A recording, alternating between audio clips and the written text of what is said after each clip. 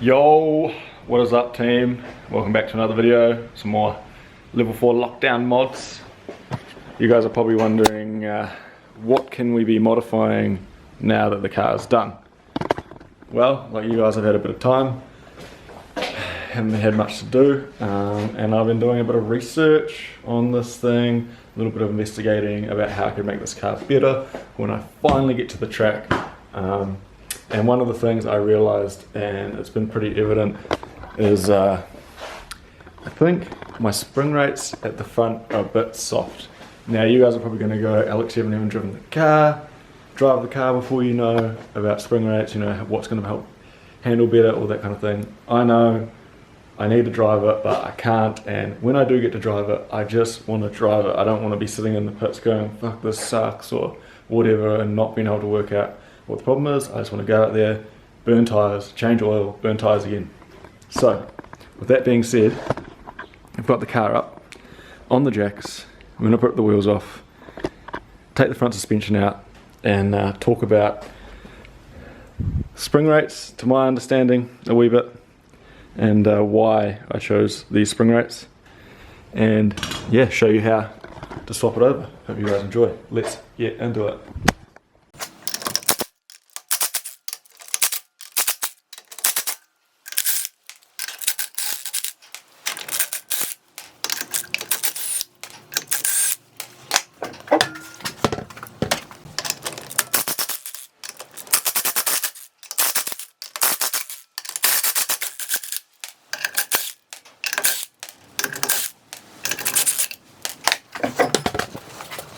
So we got our front wheels off, and obviously to do this we need to take the front shock coilover assembly out of the car. So wheels off. On an E36 you have two 18s, one is here, one is here, that are bolts that just go straight into the hub or the knuckle. Then you just have another 18 bolt and nut that go through the coilover here. If it's an S chassis or a Silver, you just have the two nut and bolts here. A lot of cars are just this style, so it's pretty simple basically. You just want to detach the bottom of your shock from your hub. You want to take out your brake line, and in my case this car has ABS. I've still got the ABS in it, so I needed to remove my wheel speed sensor from there as well. And then you should just have your 3, 2, whatever strut tail bolts at the top here, and this whole assembly should be able to drop out and remove from the car. So I'm going to undo all those and show you the shock in my hand. So here we have our E36 shock straight from BC. I haven't done anything special to these. These are straight out of the box if you order just the standard E36 coilovers. I mean, I've never really had a problem with BC. They're pretty good for what you pay for type thing. You know, obviously the cheaper ones cheaper than the good ones, but yeah, they're a good, you know, sort of baseline coilover for people to buy. So what we need to do is get the spring off and replace it with our new spring. So to do so we need to, I think, remove our camber plate. I haven't done this before, so I'm just guesstimating, but remove our camber plate. There's a nut that holds in the dampener, so we need to remove that, and then there is a nut behind that that holds on our top plate with spherical bearing, and then this whole assembly should slide up and we should be able to put our new spring on. This isn't really under any tension, so I should be able to just undo all this, put the new spring on and put this all back down, and we should be good to go. So it's the next day, typical Alex fashion. I got a bit carried away. I've already done one side just because I wanted to go through the process and make sure I do everything correctly before I go and explain it to you guys and get it wrong. So it is really simple, it is really easy. The side is now back in the car with its new 14 kg spring in the front. So I'll take a bit of time now to show you quickly before I do the other side the differences in the spring. So right here you can see this is the 6 kg spring. There's Louis. This is the 14 kg spring. This is quite a lot thicker than this one. basically what a spring rate is, I know I say this all the time, but I'm definitely not an expert in this, I'm just learning, but is how much weight, force, mass, whatever it takes to travel the spring 1mm. So it'll take 14 kgs basically for the spring to travel 1 mil, 28 kgs for it to travel 2 mils. So yeah, 6 kg spring in the front of this thing, bit of weight in the front with that 3-litre motor. It was very soft. Also, sway bars have a lot to do with spring rate, believe it or not. Oh, sorry, that's not right. Sway bars have a lot to do with the way the car handles.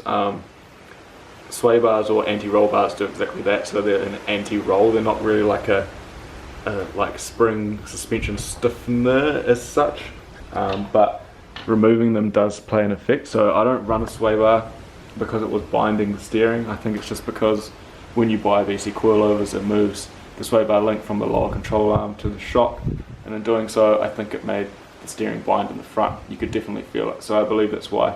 So now I've gone up in the spring rate to hopefully try and counteract a little bit of that body roll. Again, a sway bar does that, not the suspension, so yeah. But also, you want your front on a drift car to be a little bit, or quite a lot heavier than the back to put all the weight, try and transfer the weight from the front wheels to the back wheels, so that's what gives you your drive forward. You don't want to have zero rear grip because you won't go anywhere. So yeah, that's why I've upped the spring rate in the front basically, is to try and make this thing handle a bit better, because 6 kg was just not cutting it. Anyway, it's enough talking. Let's pull this side out and show you how to put the spring in. So to make our life a little bit easier, before we go and take off these 3 bolts here on the top hat, we're just going to crack off these Allen keys, because we need to remove this camber plate to access the dampening bolt there. So make sure you mark this for your camber and stuff, because obviously you all want it to go back to the same spot, so your alignment is as close to it was before as possible. You'll probably have to get another alignment, but yeah. Mine's all the way to the end basically, so I don't really need to mark it, I just need to push it all the way and I'm good. But yeah, loosen these off just to make your life a bit easier before you go ahead and drop the camber plate out. So we've got our coilover out now. We're going to loosen off these bolts fully so we can get this plate off like I was talking about before. And then, I don't know if this is going to focus, but you can see there's a nut on top of a nut there. So you want to undo that, and then this dampening assembly should come out. Undo the 17mm nut here, and you should be able to slide the whole top hat assembly off and replace your spring. So now we need to undo that dampening bolt there. So you'll need a really skinny spanner to do this. So really thin headed one like so. Should be able to undo that. It's a bit of a pain to get your fingers in there because it's a bit tight, but eventually this pops out.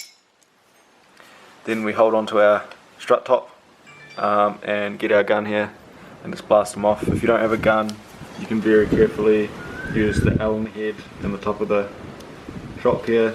You also probably shouldn't use a gun. I know I said I'm just going to use a gun, but you don't want the shaft to spin in the shock because it can wreck the seal. So be very careful when you're doing it that you don't spin the shock and damage your seal. But I'm going to buzz this off real quick and then pull this whole assembly off and slide our new one on. So here we have our pieces. So you've got your top hat basically, or the cap that holds the spring. This has a bearing in it, so it allows the front shock to turn. Then you also have this one here, which has a spherical bearing in it, and that allows the flex of the suspension, so you know, for your camber and all that, for this shock to rotate slightly and also to move back and forward, etc. So that bit goes on top of that bit, and you have this nice nut holding everything in.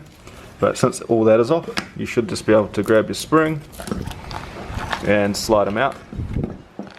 There's your bump stop and your dust boot in there as well, so make sure you put those back in. Make sure you grab this plastic washer and put it on the bottom of your spring as well. Otherwise you'll have some awful noises. But yeah, there you go. That's basically it. So I'm going to slap the new spring in now, put this all back together the same way it came off, and put this back in the car. So now that that's all together, I'm probably just going to give it a wipe because it's got a bit of dust and overspray on it from when we painted the car. But basically, I just want to slam that back in there and then put the car on the ground. You may notice if you're going up in spring rate that your car will sit higher because the spring won't compress as much when you lower the car. I believe that's what will happen. Yeah, that should happen. So you may need to alter the ride height, so I might have to adjust this again to get it down further. I also want to lower it a little bit now that it's got a stiffer spring in the front, and hopefully it won't do that because it shouldn't roll around as much. And yeah, so enough talking, let's get that back in there. What's up, Louis? Yeah, you talk lots, don't you? So yeah, I got my shocks back in, so I need to set my ride height, but before I do that I'm going to remove these spacers and put my other ones on because I'm going to run the CR cars all round again until I actually need some semis on the front, because the AVSs have got semis. I don't really need to be using semis on the street and wasting expensive tyres. But yeah, make sure everything is tight. I paint mark everything on this car so it's all paint marked. Make sure your lines are back in properly because you don't want to rub through them. Make sure these are tight, and now that you've got everything secure back in the car, just nip these back up. But yeah, basically now all you need to do is reset your ride height and you should be finished. So I'm going to do all that, get it back on the ground, set the ride height. I'm not going to film that because you guys know how to do that. And yeah, show you once it's back on the ground. So I've swapped me wheels over and my spacers over, and I've got the car on the ground now. And yeah, as I predicted, the front sits quite a bit higher. So here you can see now I've got quite a large gap between the wheel and the guard. So I measured it before I did this, and I had about 50 mils from lip to lip. So lip of the wheel to the lip of the guard. It's about 50 mils. It's about 85 now. So it's, the car used to sag 35 mils just from the weight of the car. So yeah, pretty extreme difference. So I'm going to lower the car back down now to where I want the ride height to be, and hopefully we all good. So after a bit of fucking around, we've got the car back on the ground. I've got the ride height set up so it's even at the front. So we've got 40 mils now between the lip to lip, like I was explaining before. Car looks a whole lot better, but also I checked when after I put it down, I started it up, turned it from lock to lock, make sure it doesn't hit the guard. So yeah, here she is, all slammed out again, a bit more even. Hopefully these springs will help, meaning that I can run the car a bit lower like this and not have too many problems when I am drifting. Obviously it is going to touch every now and then, but I think this should help a lot. Also it should help with the way the car feels too. So yeah, hopefully you guys found this video pretty helpful. I know Louis was very helpful, but I'm going to call it there. Thanks for watching guys, catch you in the next one.